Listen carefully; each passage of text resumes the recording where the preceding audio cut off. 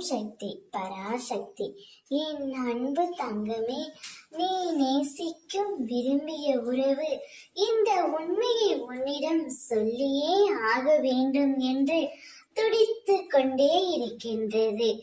அவற்றை என் மூலமாகவே உனக்கு அனுப்பியிருக்கின்றது.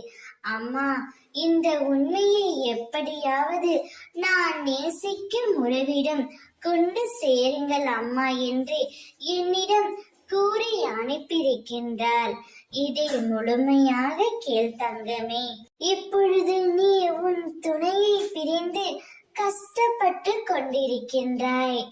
அவர் ஏதாவது ஒரு தவறு புரிந்து விட்டார். அதை உன்னால் மறக்க முடியாமலும் மன்னிக்க முடியாமலும் தவித்து கொண்டு இருக்கின்றாய். அச்சூழ்நிலையில் நீ இப்போது பிரிந்து இருக்கின்றாய் தங்கமே. தவறு செய்வது இயல்புதான். தவறு செய்யாமல் இவ்வுலகத்தில் யாருமே இல்லை. மறப்பதும் மன்னிப்பதும் மனிதன் குணம்தானே. அவர் செய்த தவறை எண்ணி நித்தமும் அவரே வேதனைப்பட்டு கொண்டே இருக்கின்றாய். அவர் பலமுறை உன்னிடம் மன்னிப்பும் கேட்டிருக்கின்றார். இருந்தாலும் உன்னால் மன்னிக்க முடியவில்லை.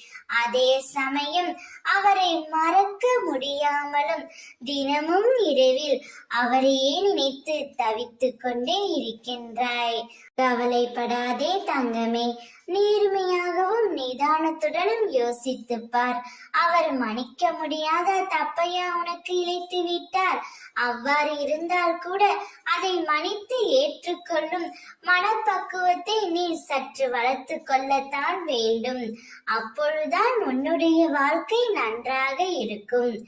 ஓம் சக்தி.